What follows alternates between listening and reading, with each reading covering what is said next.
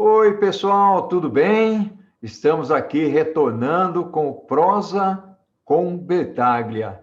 E o tema de hoje é um tema fantástico, né? CEOs da nova economia. Eu vou começar, inclusive, falando de uma frase de um cantor muito famoso, que é o Bob Dylan. E ele falou essa frase lá em 1964. Ele disse o seguinte: é melhor começarmos a nadar ou vamos afundar como uma pedra, uma vez que os tempos estão mudando. Ou seja, nunca foi tão atual essa frase. Nós vivemos uma crise sem precedentes, estamos vivendo aqui dentro do mundo pandêmico, né, na pandemia, o coronavírus aí, e tem afetado uma série de coisas nas nossas vidas, na vida humana, tanto a habitação, como a parte financeira, como a forma e o comportamento, inclusive de compras, de viver, de viajar, e essa crise, então, ela afetou a nossa existência.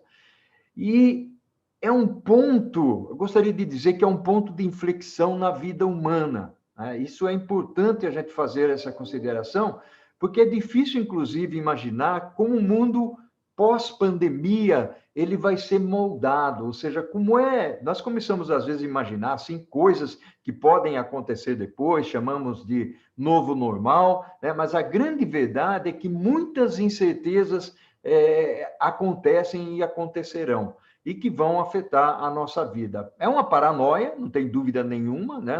Ou seja, tem gente que não sai de casa de maneira alguma, tem outros que ficam vidrados na máscara, né? Não pode encontrar uma pessoa que não tem máscara ou que não está usando máscara que ele não tenha uma reação. A outra coisa é a propensão das pessoas ao consumo, se elas vão gastar ou não vão gastar, no que elas vão gastar, né? Alguns vão consumir mais para aproveitar a situação, outros vão guardar, né? A grande verdade é que nós temos uma situação bastante crítica, mas um ponto é importante: a conectividade, a hiperconectividade é alguma coisa que chegou para ficar. Então, eu gostaria de comentar, inclusive, que o mundo dos negócios ele vai ser alterado ou ele vai se tornar consistente baseado em dois pontos, em dois pilares. O primeiro deles é o da conectividade, que eu acabei de falar, ou seja, mudou, né? Por isso que nós estamos fazendo esse bate-papo aqui. E o segundo é a nossa vida profissional, é o ir e vir do escritório, o que vai acontecer com ele. Então, esses aspectos vão criar uma mudança mais duradoura, uma mudança que chegou para ficar. Isso é consistente. Mas eu gostaria, né, de usar essa crise como elemento de oportunidade, porque a pessoa com a qual eu vou falar agora, ela tem essa visão, tem uma experiência, né, e é um grande amigo. Eu vou prosear agora com o Pedro Martins, que está lá em São Paulo. Oi, meu amigo Pedro, que bacana, que legal, que honra ter você aqui para a gente conversar um pouco sobre esse tema, que é um tema de mudança, né? Como é que vai ser o CEO, né? Nesse mundo digital, nesse mundo em transformação, nessa nova economia. Seja bem-vindo, Pedro. Muito obrigado, Paulo. É uma honra e um prazer estar aqui com você. Sempre que nos encontramos são sempre papos muito agradáveis, não é? Hoje vamos partilhar os nossos papos com outras pessoas. Bom, falar de futuro é a coisa mais fácil do mundo, não é? Podemos dizer aquilo que quisermos que ninguém pode contestar, que se é verdade ou é mentira. Lá na frente já se esqueceram, então estamos muito à vontade em falar de futuro. Mas falando do presente, eu acho que o que caracteriza os tempos atuais são tempos de uma mudança hiper rápida, não é? Nós não imaginávamos no início deste ano estar a comunicar através de lives, com trabalho remoto, com equipes remotas, em que muitos dos planos que nós tivemos na gaveta durante 20 anos decolaram em 20 dias, não é? Então, essa rapidez, digamos assim, dos tempos atuais, naturalmente afetam muito a atividade de um gestor e de um gestor C-level. Isso obrigou, por exemplo, a empoderar muito mais as organizações. Se as pessoas estão em trabalho remoto, estão à distância, naturalmente não podem nem devem ter um controle estreito, têm que ser empoderadas, devem responder por resultados. Então os modelos de liderança mudaram também, consequentemente por isso. E eu diria que a diferença maior que nós vamos ter da ação do CEO é que hoje o CEO é, antes de mais, alguém que vai incentivar o seu time na empresa a processo de mudança que tenha esta radicalidade e esta rapidez que nós já comentamos. E, naturalmente, este CEO já não é mais o mandante da organização, aquele que determina aquilo que os outros devem fazer, mas é, acima de tudo, um servidor. É aquele que gera os recursos e provê os recursos para que os times empoderados possam trabalhar com maior autonomia e maior eficácia possível. Nós antes atribuíamos ao C-Level, e nomeadamente ao CEO, o papel da definição da estratégia da organização. E isso é outro tema também muito interessante. Será que a estratégia não morreu com esta hiper velocidade que hoje o mundo vive? Não é? Porque a estratégia era basicamente definida a partir da identificação das tendências do passado. Nós mesmo, a Business Intelligence era uma análise estatística de uma série de ocorrências anteriores que nos levavam a projetar um futuro próximo. Hoje, neste mundo disruptivo, o que se passou o ano passado não nos serve absolutamente de nada, não é? Nós podíamos dizer que no final do ano passado o restaurante seria um dos melhores negócios que nós tínhamos, não é? Não havia restaurante que quebrasse, todo o mundo ia comer, se não fosse durante a semana, era durante o final de semana, usava o restaurante. Hoje o restaurante é um péssimo negócio, não é? Está tentando sobreviver no mínimo. Então esse papel, digamos assim, do CEO como estrategista da organização também morreu com estes novos tempos, não é? Então estamos de facto perante organizações muito diferentes, organizações disruptivas e consequentemente com modelos de gestão muito diferentes. Isso faz com que o perfil do CEO se alterasse também radicalmente. Isso quer dizer o quê? Que não eram os melhores CEOs dos últimos 10 anos que provavelmente serão os melhores CEOs dos próximos 10 anos. E quando nós estamos a falar de CEOs e de 10 anos, estamos a falar de um mundo também totalmente diferente que vai acontecer daqui a 10 anos. Estamos hoje vivendo um futuro que nós não conseguimos imaginar qual seja. Porque se a velocidade da mudança até agora foi muito significativa, veja, por exemplo, a diferença do primeiro computador digital de 1939 para agora, em que esse computador digital demorava a fazer uma operação o mesmo tempo que hoje um computador digital comum faz 150 mil operações semelhantes. Mas se nós nos projetarmos para a era da supremacia quântica, que já começou com a venda do primeiro computador quântico comercial pela IBM no ano passado, nós vemos que o tempo que hoje um computador quântico demora a fazer 150 mil operações, um computador digital faz apenas 100. Então veja a diferença de velocidade que houve até agora, mas que daqui para a frente vai ser muito maior. Então a mudança está em aberto, a especulação sobre o futuro está em aberto e o CEO tem de ser alguém que tem que ter este aspecto, digamos assim, mais mais imaginário para conseguir imaginar um pouco o futuro, quando as referências são praticamente nenhumas. Fantástico, Pedro. Umas considerações aí que fazem com que haja uma maior reflexão das pessoas. Eu entendo, inclusive, muitos dos CEOs que nós enxergamos no mercado são como nós, imigrantes digitais, né, Pedro? Ou seja, eles se inseriram nesse contexto após, né, ou pelo menos estão tentando se inserir nesse contexto, um pouco diferente aí da juventude que é nativa digital. E a gente tem que ter, né, o CEO que está ingressando nesse mundo e que precisa ter uma visão digital, né, uma visão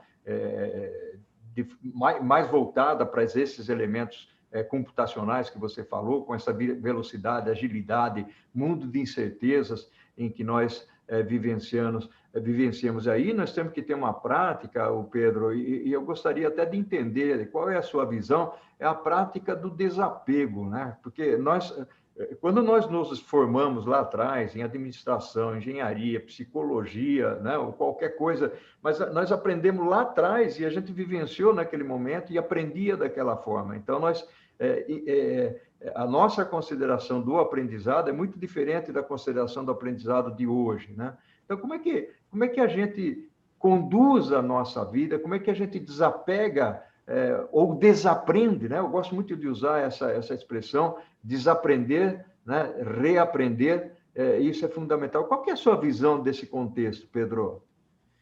Bom, em primeiro lugar, quando nós falamos de tecnologia ou falamos de transformação digital, nós não podemos ignorar que estamos a falar sobretudo na transformação da mentalidade das pessoas. Não é? A chamada transformação digital é muito mais do que a digitalização de processos. Não é?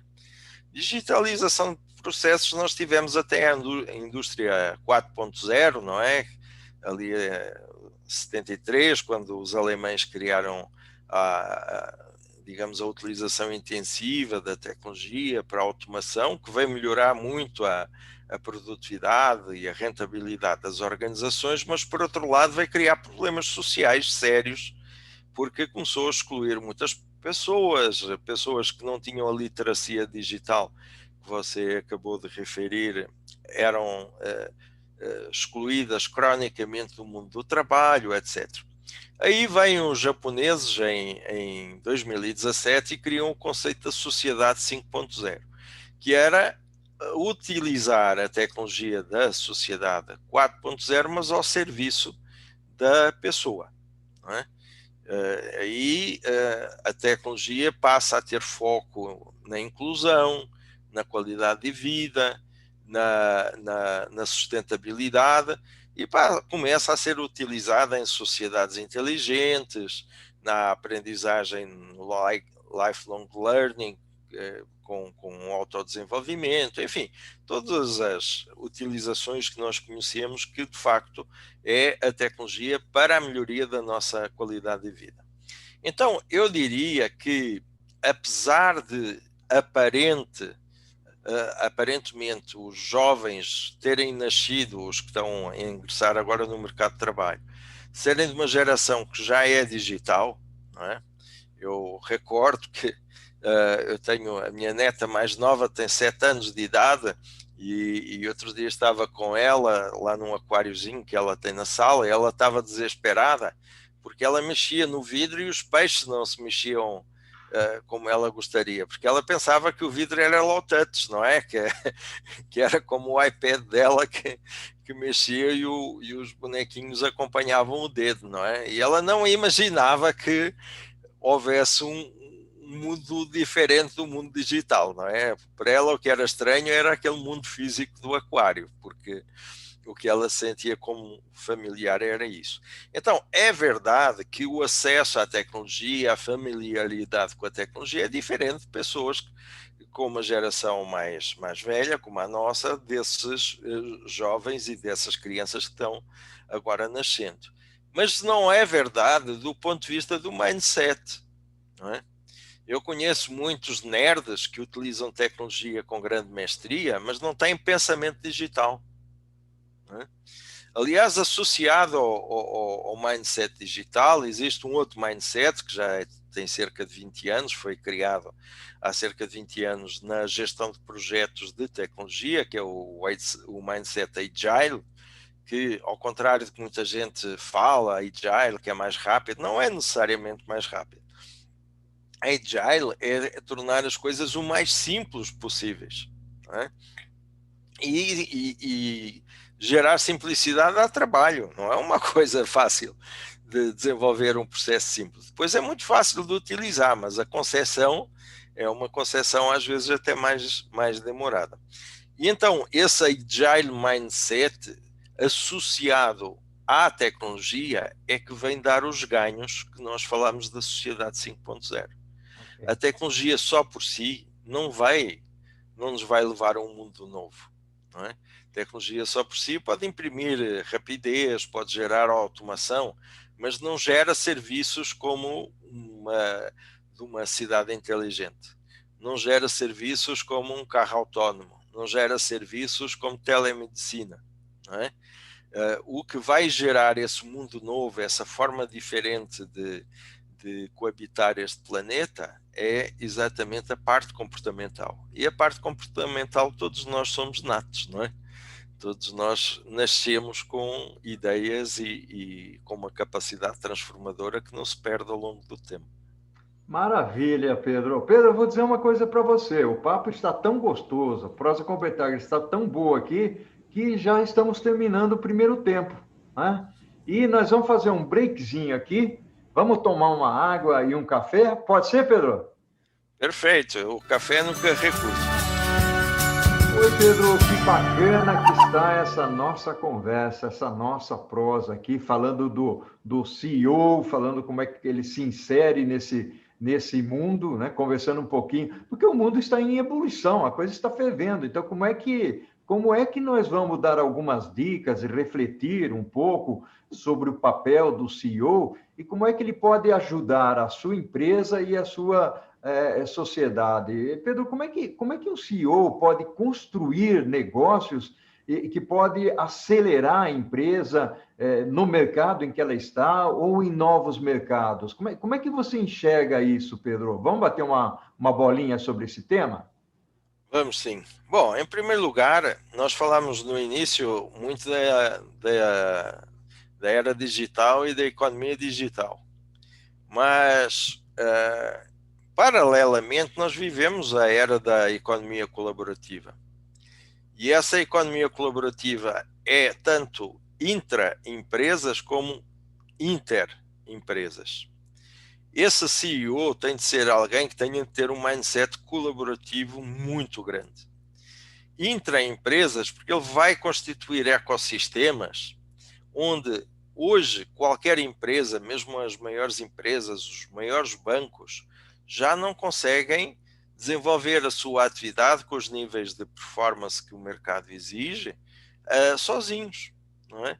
Você vê os bancos como o Itaú, com o Cubo, o Inovabrado, o Bradesco, a própria Google, etc., eles constituem ecossistemas com startups onde, de facto, o atendimento ao cliente, o desenvolvimento dos serviços, etc., é feito de forma colaborativa com diversos players, não é? E hoje uma microempresa de 2, 3, 4, 5 pessoas é estrategicamente tão importante para um banco com mais de 100 mil empregados, como seria um parceiro com a mesma dimensão desse banco de 100 mil empregados. Então, esse CEO tem que ter esta mentalidade colaborativa. Colaborativa porque ele tem que se posicionar num ecossistema. Ecossistema tanto para a prestação de serviços como do ponto de vista do desenvolvimento de negócios. Hoje, os próprios clientes são fornecedores de dados para as empresas, não é? Hoje, praticamente todas as empresas são empresas de dados. Você vai ver um hipermercado, um banco, etc. O negócio deles é a gestão dos dados que eles têm, não é? E é com essa gestão de dados que eles vendem produtos financeiros, batata e arroz e os outros produtos. Mas quem é fornecedor desses dados são os próprios clientes, não é? Então, esse CEO tem de ter essa mentalidade colaborativa interna para gerar ecossistemas com outros players, nomeadamente com startups, e um ecossistema externo em que o cliente é simultaneamente fornecedor e muitas vezes concorrente, não é?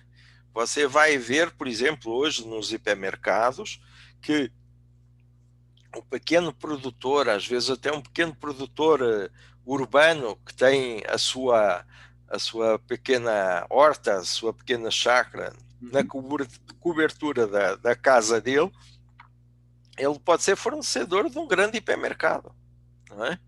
Ao nível, naturalmente, da capacidade de resposta que ele dá. Mas também pode ser concorrente, porque ele pode ter venda direta ao público, não precisa do hipermercado para ter essa venda. Então ele pode fazer apenas a venda sedentária, daquilo que ele não consegue vender diretamente. O mesmo se passa com os produtores de energia, não é? Hoje o consumidor, com as placas voltaicas, ele pode ser produtor de energia e vender energia à empresa que ele comprou no dia anterior, quando estava o céu nublado e ele não conseguiu produzir a energia. Então é este mundo, digamos assim, colaborativo, que o CEO tem que ter essa cabeça capaz de tirar benefícios entre sinergias, digamos assim, às vezes até complexas, mas que têm uma complementariedade muito grande. Então estamos a falar de um CEO, repito, que não é mais um mandante, é aquele que sabe fazer a leitura de mercado, sabe se antecipar um pouco no tempo e é capaz de estabelecer relacionamentos mutuamente interessantes. Pedro, você falou aí alguns elementos que, na minha visão, e eu compartilho contigo, na visão são primordiais para o novo CEO, se é que eu posso usar essa expressão do novo CEO, né? Ou seja, ele tem que ser um cara desapegado de algumas coisas, ao mesmo tempo ele tem que ter essa visão digital para poder gerar criatividade, mas exatamente o que você disse, como é que eu administro os meus recursos, como é que eu identifico os talentos que estão dentro da minha organização para que eles possam trabalhar para trazer o valor agregado necessário para a minha organização e para o mercado. Porque quem orienta tudo isso é o cliente, é o consumidor. Eu gosto aqui, inclusive, de fazer alguns comentários relacionados à experiência do cliente. Você tem percebido que, durante todo esse período aqui da pandemia, houve uma acentuação, né, de demanda voltada para o comércio eletrônico. E o comércio eletrônico ele está em expansão, realmente veio para ficar, não é alguma coisa que, terminada a pandemia, desenvolve a vacina, o pessoal fica melhor, já pode sair de casa, isso vai retroceder ao que era antes. Não, nós sabemos que essa é uma evolução, né, que veio para ficar. Dentro desse contexto, na reflexão que nós estamos fazendo aqui, Pedro, eu chamo muita atenção para a disciplina, principalmente de estudantes e profissionais. Eu sei que você trabalha com eventos, com universidades, você tem várias empresas.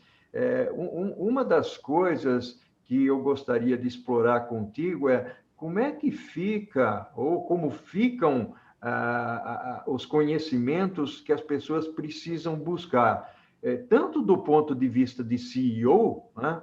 Porque a atualização ela tem que ser contínua agora, né, Pedro? Não é aquela, me formei em engenheiro, começo a trabalhar em engenheiro. Eu costumo usar o exemplo da minha mãe, que era costureira, né? 30 anos ela trabalhou naquela maquininha Singer dela e ela nunca precisou se atualizar, né? Ou seja, aprendeu a operar a maquininha e foi em frente. Hoje não, nós sabemos que se alguém parar no tempo, ele vai ficar obsoleto, ele vai ficar desatualizado. Então, essa é a minha ponderação, e eu gostaria que você falasse um pouco sobre isso, né? Ou seja, como é que eu desenvolvo os talentos e reconheço os talentos dentro da organização e que tipo de treinamento que eu posso dar para eles em função dos gaps que eles venham a ter.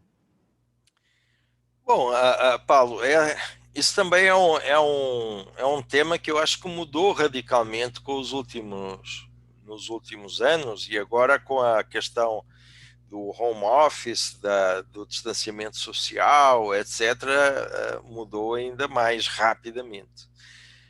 Em primeiro lugar, aquela ideia que nós tínhamos do líder caçador de talentos morreu, na minha opinião. Não é? Hoje, com o empoderamento dos times das empresas, não é? Se nós utilizarmos, digamos, o conceito Agile com a estrutura organizacional das empresas baseada na jornada do cliente ou na jornada de execução, com as estruturas organizacionais orgânicas, portanto, compostas por squads e tribos, etc., quem capta talentos é o próprio squad. Não são os líderes, são os pares. Os pares é que sabem que tipo de profissional é que eles precisam para trabalhar com eles para atingir os objetivos que eles respondem. Porque estamos, repito, a falar em organizações empoderadas, em organizações que respondem por resultado. Portanto, os pares são os primeiros interessados em ter players, parceiros no seu time que atendam às demandas que eles têm que atender. Bom, então esse papel, digamos assim, de caçador de talentos, hoje passou para baixo. Está na base da organização, não está mais no topo. Depois, nós estamos a falar de uma evolução de conhecimentos muito rápida. Não é? Ainda há pouco tempo eu participei numa palestra sobre a formação dos profissionais de tecnologia na Universidade Federal do ABC, e a grande questão era que sentido dá dar uma certa formação de tecnologia planejada 4 anos antes dos alunos irem para o mercado de trabalho, se eles, quando entrarem no mercado de trabalho, a tecnologia é totalmente diferente. Verdade. Então vira meio obsoleto essa questão.